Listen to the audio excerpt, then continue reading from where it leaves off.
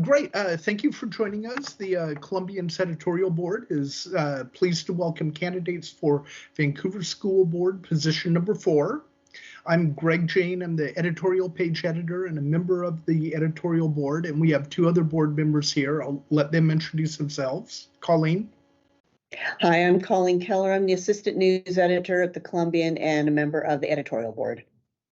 And I'm Craig Browning, the editor of the Columbian and Columbian.com.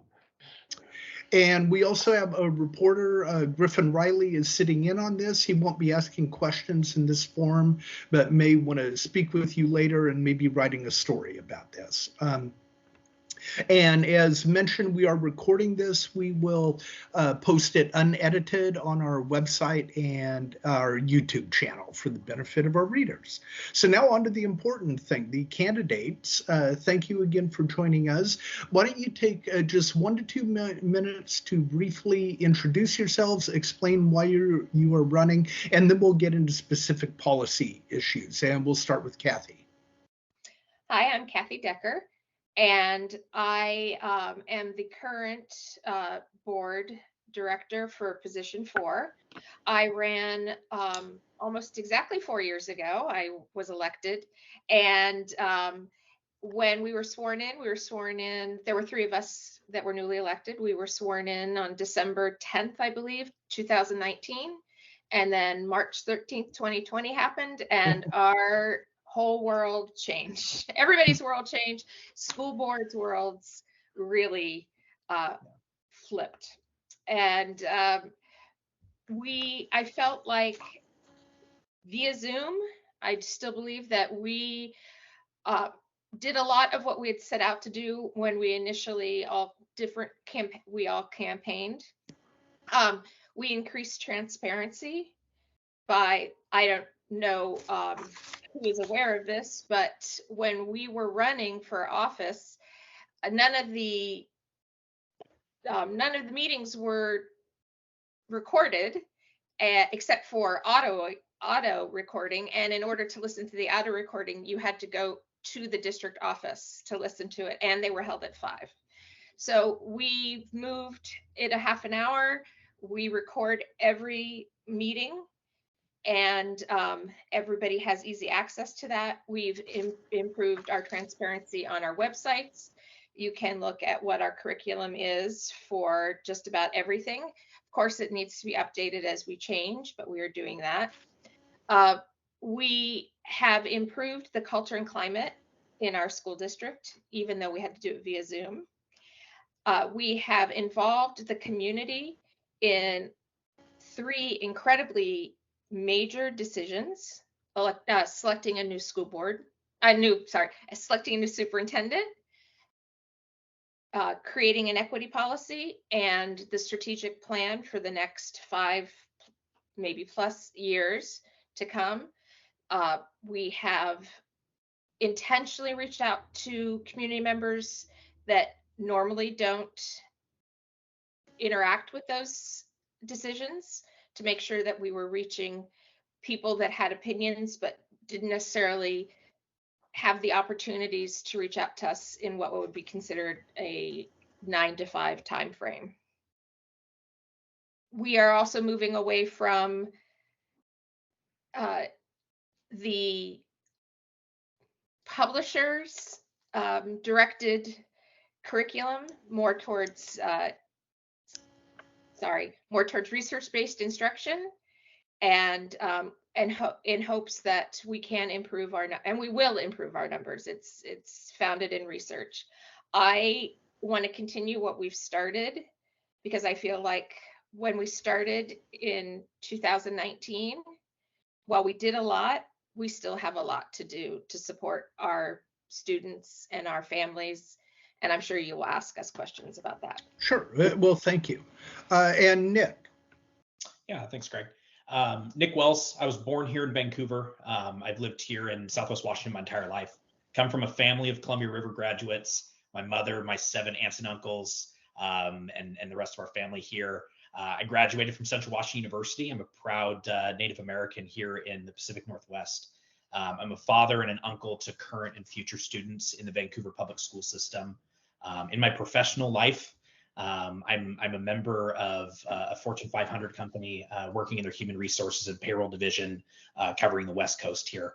I'm excited just to be a part of this process and help for you all and the viewers and the readers of the Columbian to get a better understanding of who I am. I never anticipated that I would be running for public office. I never thought that I'd be doing interviews with the Columbian, but here we are.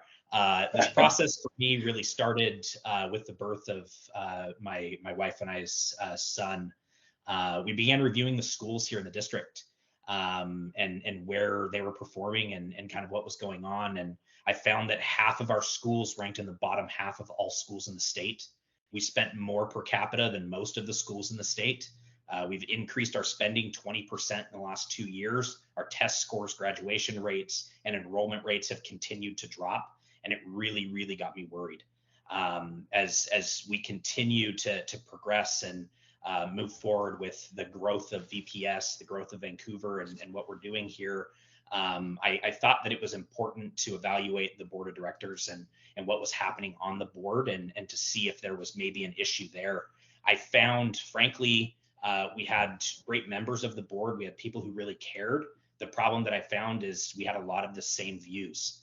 Everybody was kind of coming in with the same ideas, the same process, the same path to success. And frankly, that isn't entirely working. If it was, I would be ecstatic. We'd have great graduation rates. Our enrollment rates would be up. Our spending would be matching what it needed to do. And frankly, that's not happening.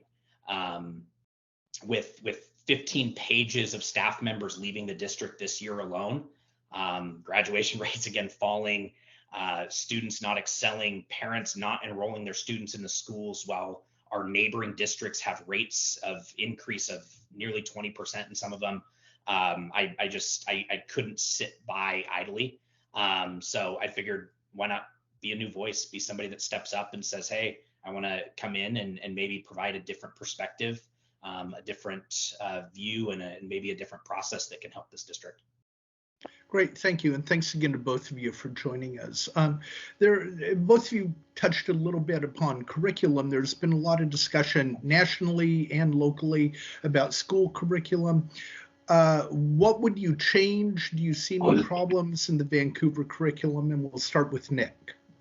Yeah, I think the biggest piece is really bringing it back to what Kathy had talked about with research-led curriculum. And we need to build this with the support and the guidance of the teachers here locally, work with the district, work with our superintendent, our teachers, the heads of departments to really build curriculum out that makes sense for the students here and is tied to where we're at as a district.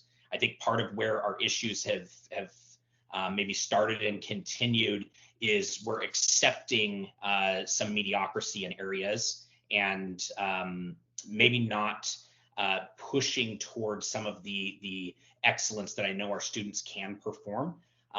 We've allowed for some of our attendance rates to drop. We're in a mid 80% attendance rate for the district. If we're going to focus on curriculum, we need to first focus on attendance. Our students have to show up. They got to be there, and we have to work with our staff and everybody involved in the district to get those numbers up so that we can really focus on the curriculum. And when you say accepting of mediocrity in some cases, how so? Look at our test scores across the district. They're subpar to state standards in nearly every category. We have to, as a district, as a group, as a board, get with our staff and get with our leadership within the organization or within the district to understand that mediocrity is not okay. Our students can excel. They have the skill sets, the knowledge, the experience to excel at a state level, and we have to expect that of them for them to expect it of themselves. Kathy, how would you assess the curriculum and what changes would you advocate? So first, I want to speak towards the test results. Our test results have been on a decline for longer than just the last 2 years. Our test results were on a decline when I ran for office, and which is one of the things that propelled me to run for office initially. Our graduation rates for the last 2 years, yes, COVID rates are terrible. They're terrible across the country. And I'm not giving us an out for that. I'm just saying that I'm just saying that it is, and it has been a problem everywhere. Now, when I ran, and what I have continued to push for, is research-based curriculum. And we had to make some changes in our district in order to make sure we were going in that direction. When I came on board, we were very much publisher curriculum directed. The publishers of textbooks would bring their curriculum to the district office. The district office would review it, and then they would choose which ones they thought were best. We are now focused on research-driven curriculum, and it's not something that changes overnight. It's something that we have to move towards, that we have to teach our teachers how to do things new in a different way, make sure our teachers have resource. I agree, our test scores have been terrible. The first meeting that we had, I had as a new school board member, that was, we were shown the test scores, and I kept asking, well, what's the reason? Why are these test scores so low? And I wasn't given any answers. I was given a lot of excuses and not a lot of answers. Now we're getting answers, and now we have new people in our curriculum department. We are listening to the teachers. We have a perfect example of something that is new to our district is we have a number of teachers. We had a grant for rewriting our social studies, our history curriculum. We've had actually multiple grants from the Library of Congress, and the people that facilitated it have taken all of the new Washington State standards, which were newly published in 2019, which of course you can imagine haven't really been implemented yet, given COVID. And they created an amazing curriculum for 4th through 8th grade, Washington State history, Indigenous population history, the since time immemorial curriculum. It's all in there with resources for our teachers, and now they're currently working on doing a K-3. When you talk about research-driven curriculum, give me one example of that and how that has changed in the district. A perfect example, and I'm sure everybody is, or most people have heard of the science of reading. Across the country, we have done our students a disservice, and I feel badly because I was part of that movement originally when I came out of school as an elementary school teacher. We were moved to whole language types of approach, integrated language, and along the whole phoneme phonics curriculum piece of teaching of reading kind of took a backseat. Well, it did take a backseat. It's the reason for a lot of test scores across the country diving over the course of the last 20 years in reading. And we are now looking at the science of reading, and that includes a lot of things. It doesn't just include the phoneme and the phonics piece of teaching of reading, but it also includes the teaching of oral literacy, and the teaching of knowledge, using knowledge-based curriculum to teach skills. Because when your skills are founded within a curriculum on knowledge, such as Pilgrims, or such as Mesopotamia, or many different areas, when you're teaching kids things they're interested in, dinosaurs, they pick up the skills, they learn the skills. Now you have to be very intentional in teaching the skills. That's what we haven't been doing. And we also haven't been using knowledge to teach our students those skills. Does that make sense? Okay, yeah, sure, thank you. Craig, did you have a question? Sure. So to me, it sounds like we have two candidates that are very focused on trying to do the very best for the kids and be great members of the school board. But Mr. Wells has an outsider's perspective, and Kathy has a perspective of somebody that's been on the board. I want to know from each of the candidates how you would use your unique perspective to improve the school board. Maybe we could start with Nick.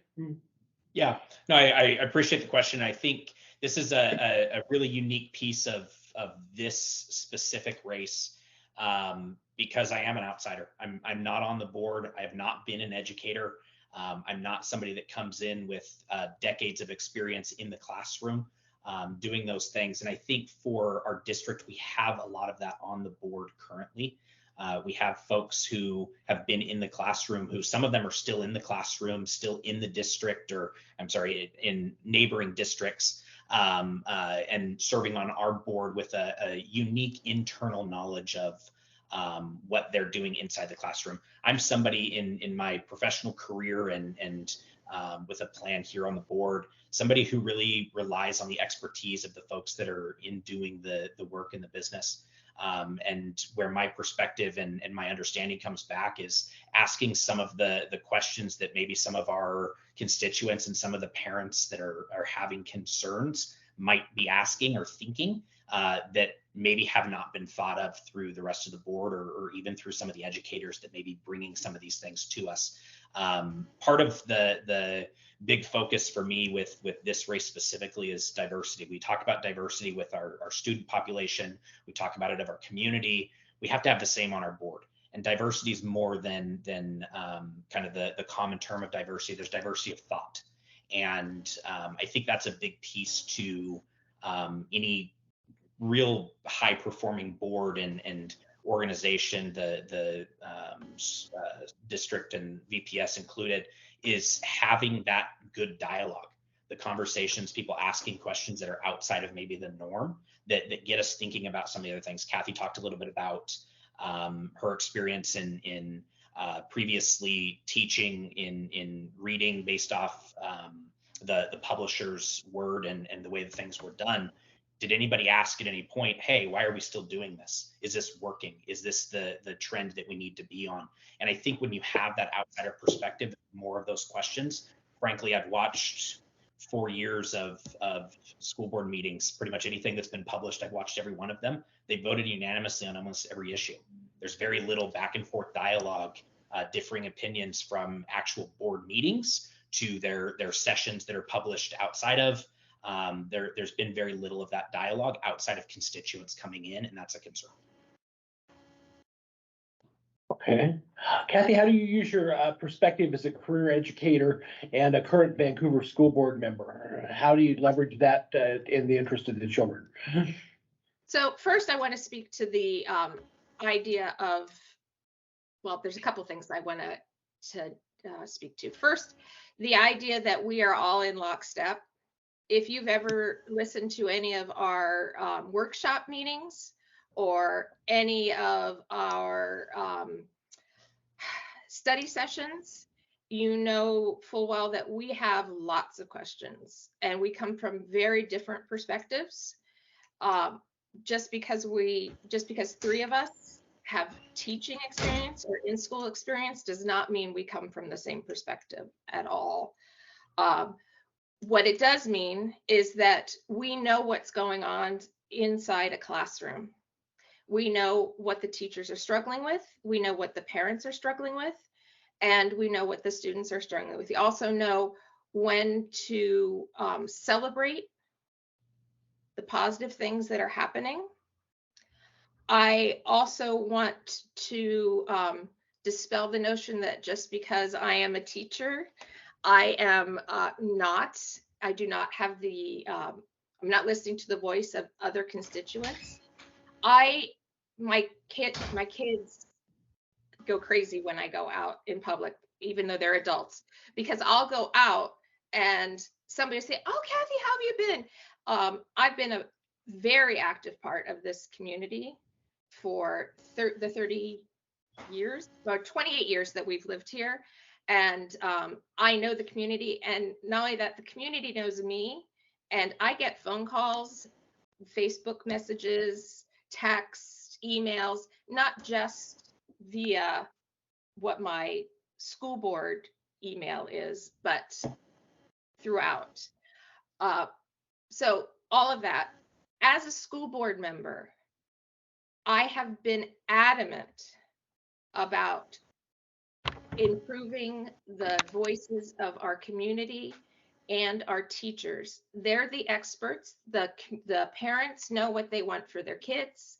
The teachers know the kids in the classroom, and they know how to bring it together to provide what every child needs. That's the ultimate goal as a school board member, is that we in our district are providing for the needs of every student. I also just need to point out that until 2019, well, I guess I'd have to say 2017, all of the board members were not teachers. Up until 4 years ago or 6 years ago, when Wendy was elected, there were no teachers on the board. That's when the decisions regarding publisher-based curriculum was being made. That's when the decisions on programs of choice were being made.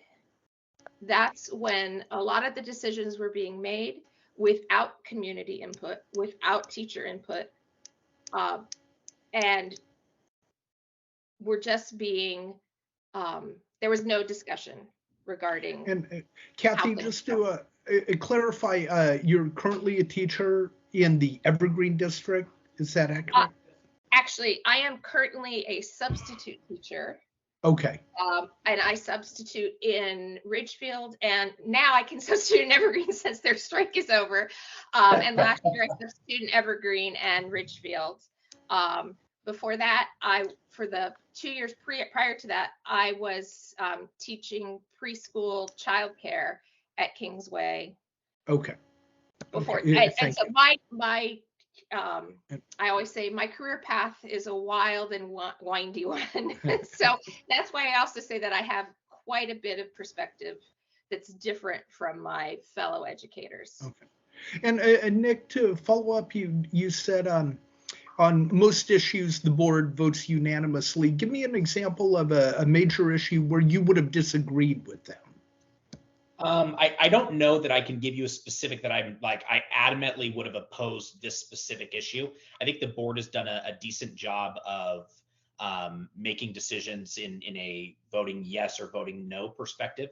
My major concern is more in the lack of dialogue between the members around the issues. And so I'm not going to today give you a specific topic that I would say I absolutely would vote no to this topic. I would want more information and more dialogue on that.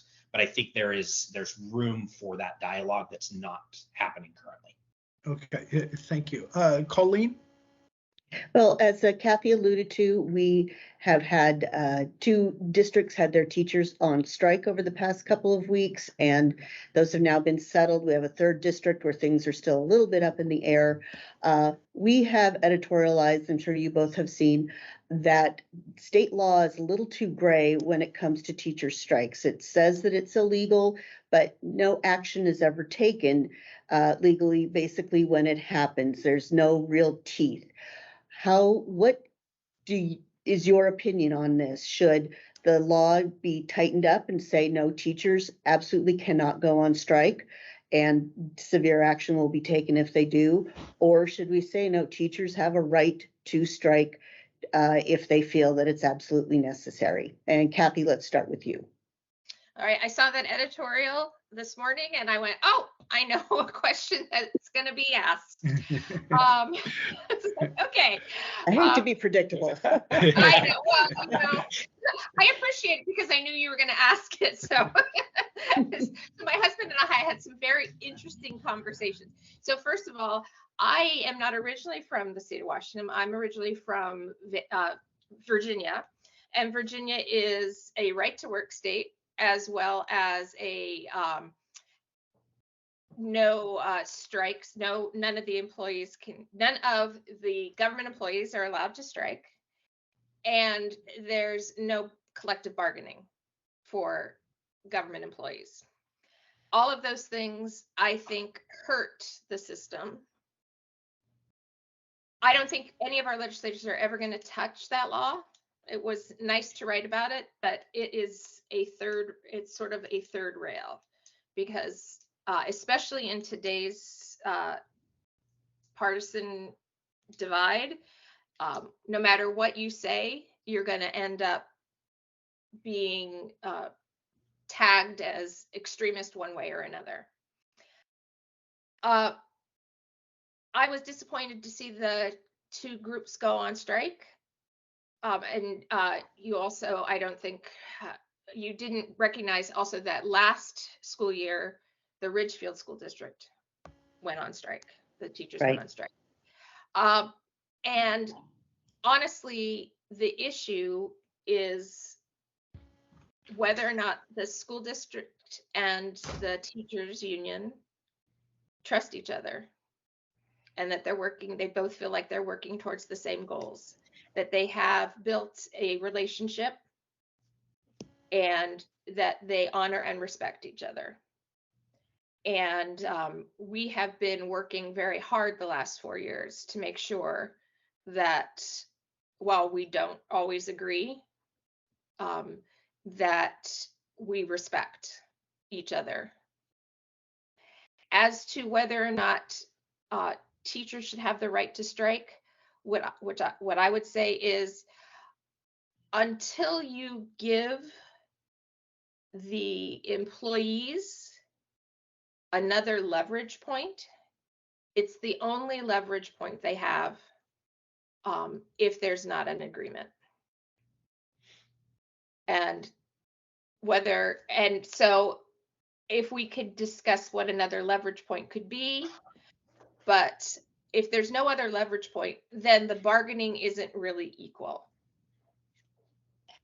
Management kind of has the upper hand on that. And I say that having been on both sides. I went on strike in 2018 with the Vancouver School District because I was a teacher then. So I see it from both perspectives.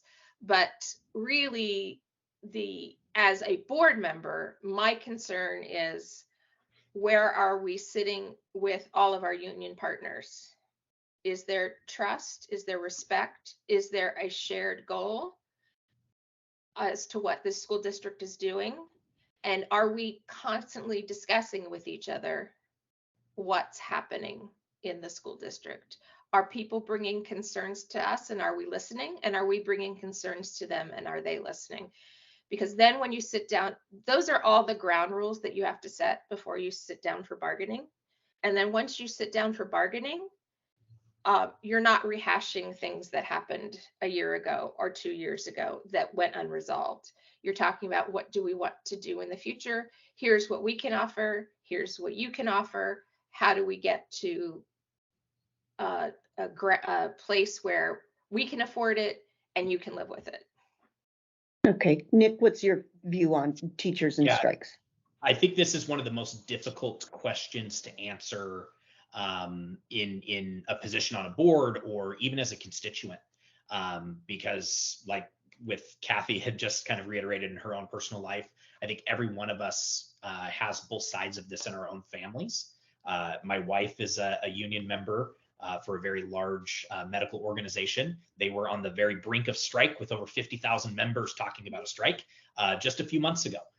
My family are members of the IBEW, the ILWU. I come from a family of union members, and it's a very, very difficult topic of conversation within even your own families, but especially when you're talking about it from a board perspective, because there's really two pieces to this. You have your staff that are the most important piece to your organization, and you have your constituents, which is the most important piece to your budget. And between those two sides, there's going to be differing views, where your staff says, we need, and your constituents say, we don't want to spend, we don't want to spend, we don't want to spend. And you have to find the perfect balance between the two. And it is vital that you have very strong relationships on both sides of that, with your constituents and with your staff, so that you can sit down at that bargaining table, you can start early, you can have the conversation to reach resolution. At the end of the day, do we want anybody on strike? Absolutely not. It's bad for them. It's bad for us. It's bad for the students. It's bad for morale. It's just a bad place to be. Like Kathy said, sometimes it's the only lever that you have left. As an employee of an organization, sometimes it's the only lever. I work in Fortune 500 America in our human resources and payroll department. I've been on both sides of these negotiations as an employee, as a family member of union members, also on the other side as an organizational leadership, negotiating some of these contracts. It's tough. It's a really, really hard place to be. Do I think we eliminate the ability for our staff to be able to strike? No, I don't. I don't think we eliminate the ability. Do I think that there's other things that we can do? Absolutely, I think there are. And my hope is that we never again end up in a situation where our staff is stuck in that position doing something they don't want to do. But I also understand if we don't repair some of the issues that we have within this district, we may end up there. Okay, thanks. Thank you. And a related issue, all this relates to budget, and you mentioned constituents. So do you believe Vancouver Public Schools are effectively managing their budget? What would you do differently? And we'll start with Nick. Yeah, so the district's got nearly $430 million budget. Frankly, we're in a position right now where our trends don't look awesome. You look at the Tableau Public, the reporting website for the district. Our spending within the district tracks upward of most other areas in sections like administration. Our central administration for the Vancouver Public School District, 14.5% over the state funded amounts, where some of our neighboring districts, Camas, they're 15% under. Evergreen, 7.5% under. North Shore, 17% under. So some of our neighboring districts, some of the other districts in the state are trending downward, and in the central admin area where the VPS is trending upward. Our teaching budget, where we're actually talking about bodies in seats from an educator standpoint, the classroom teacher standpoint, we're at 7.8% over budget, where neighboring districts, Evergreen, 18.5% over budget. Camas, 17% over budget. Our neighboring districts, Battleground, 14.5% over budget. The individuals that we're comparing ourselves to from a testing perspective, from a performance perspective of our students, are spending exponentially more money in comparison than we are at the classroom level. Do I think we're adequately managing the budget? No, I don't. Spending's 20% up. Results are down. That's a problem. Whether you're in education or you're in the business world, if you spend more money and you get worse results, we're not spending it in the right places. For me, I would take some money and some funding, do a little bit more research on exactly where this stuff's going, and probably reallocate it and have conversations with the teams about where we could better spend. Kathy, how would you respond to that? Well, I'm assuming, Nick, I'm sorry to ask you directly, but when you say our spending is up, are you doing the last 2 years since 2020? I'm taking over a 4-year period. Okay, so our spending over the last 2.5 years has been up largely in part due to ESSER funding, so that we could help fill some gaps with our students. And so yes, our spending has been up over the last 2.5 years due to COVID. And now we're coming back down off of COVID, and we're not going to get those ESSER funds anymore. And we have been, I think, amazing stewards of our budget. We are very fortunate to have one of the best CFOs in our school district, in the entire county, perhaps the entire state. He is meticulous. We have a budget committee from the board who regularly sits with Brett and talks about what the budget is. We have made a focus of making sure that our budget has an equity lens, such as in the communities that need more, are we giving more? We have been focused on making sure that our teachers are well resourced and well compensated. And our class sizes, I believe, are smaller than in the Evergreen and Camas class sizes, depending. Now they have new contracts depending on the grade levels. And while I understand that there's this narrative out there that we are losing families because of things that they don't like that are happening in the school district, I would say we were predicted to, before COVID, we were predicted that our population was going to decrease because the Vancouver school district boundaries do not have any really big building areas any longer. It's all fill in, whereas Evergreen and Ridgefield and Battleground all have huge plots of land that they're still building on. And I think that whether or not our constituents feel like we utilize our money effectively is a great yes. We passed our levy just a year or so ago, and with 60%, can't remember the exact amount, but it was close to 60, if not exactly 60, that despite the first anti-levy campaign that's ever been launched in Vancouver. So I feel like we're very carefully utilizing our money. Now, and you said that spending has been up in part because of COVID funds, and now that will come down. If that spending comes down, then what's going to get cut?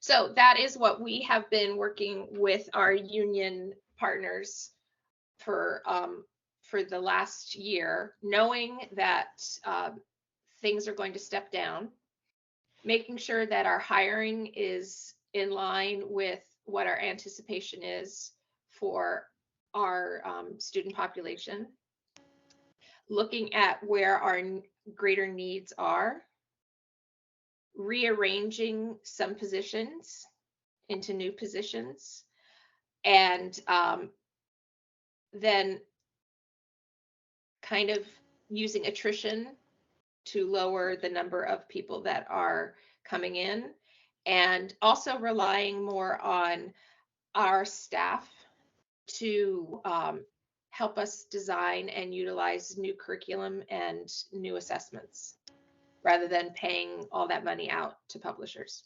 Okay. Nick, Kathy mentioned looking at the budget through an equity lens.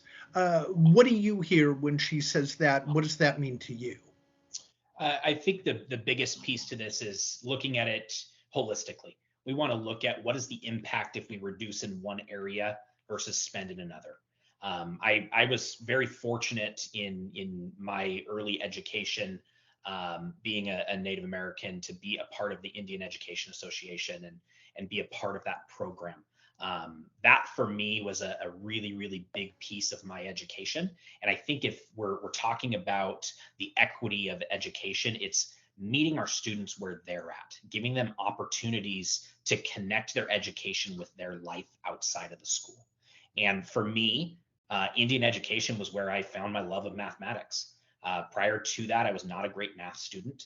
I sat down with my Indian education mentor partner, and we started to talk about the impact that it could have with me and my life, and the impact it had on my family for generations, and what it meant for me to kind of connect the two.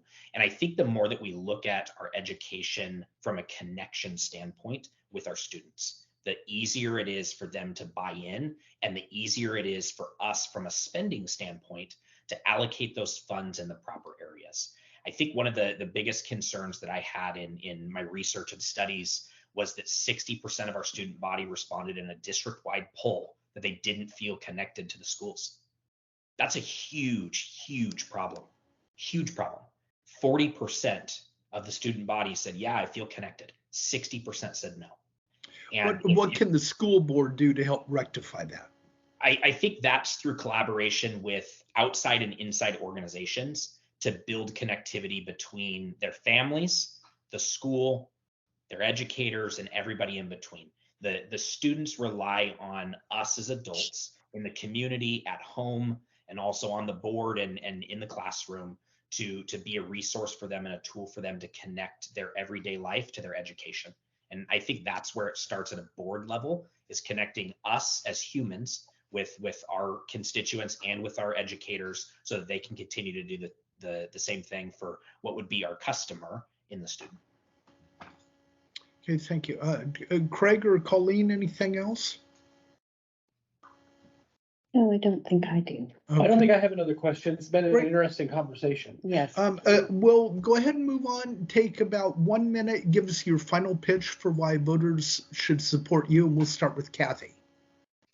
I believe that because we have increased family voice, we've increased community voice, we've increased teacher voice, we're in a whole different district. The climate and culture before this school board came on was one of keeping quiet, saying yes to things that you didn't necessarily think were the right step forward, being afraid to be the odd man out on a decision. And we now have people that are stepping forward and sometimes appropriately, sometimes not appropriately, telling us what their opinions are and also helping us move forward. I also believe that my perspective as a parent in this, having been a parent in this district, and my years of teaching in a variety of classroom experiences have helped me make decisions that benefit all of our, as Nick likes to say, our customers, all of our constituents, both the parents, the students, and the teachers. And I believe that if I'm reelected, we're going to go even further along the lines of those areas. We're going to get even more parent voice. We're going to reach out to more of our community members that are disenfranchised.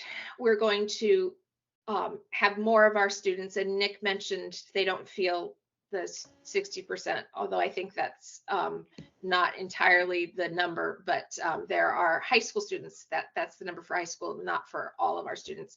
That's why we worked all last school year on the element of belonging, and it was a district-wide push from the school board on down.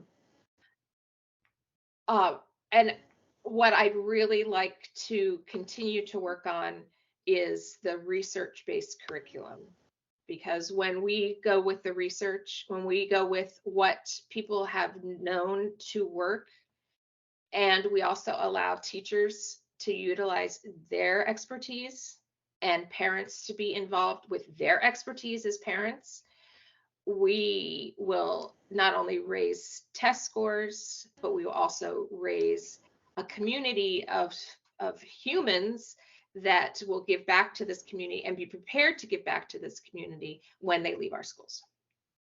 Right, thank you. And Nick, why should voters support you? Thanks, Greg. I think the biggest thing, Kathy hit on a little bit, is voice. It's being a voice for the students, for the staff, the constituents, for the voter, for the taxpayer, for the business, for everybody in between, and being there to be their voice. I'm not here to be the voice for Nick or the voice for one side or the other. It's the voice for everybody. And I want to be a differing voice, somebody who is, as we talked about a little bit earlier, the outsider in the group, somebody who's not necessarily going to keep a status quo. I'm looking for progress. I'm looking for growth, both for the district as a whole and for our student body and our student population, that ultimately will drive to a more successful district as a whole. Our staff is hurting right now. They need more. They need more support. They need more money, and a lot of that comes through additional opportunities and partnerships and the support from the community. And right now, Kathy talked a little bit about this. It's torn. We've got some awesome, wonderful support, and then we have some folks who are not quite on board. And I think with a different voice, somebody else that's standing up maybe for some of the other folks in the district, some of the other folks who feel disenfranchised, we can make some of those positive changes in that progress. Great. Well, thank you very much to both of you. Thanks for your time. Appreciate Thank it. you. And again, I am so grateful that we have a local paper. I'm so grateful. So are we, believe me. Yeah, I know. That whole local paper. Nobody else does this except for your local paper. So thank you Yep. guys very much. Thanks Thank for you. Good luck. Thank you, everybody. being with us today. Thank you.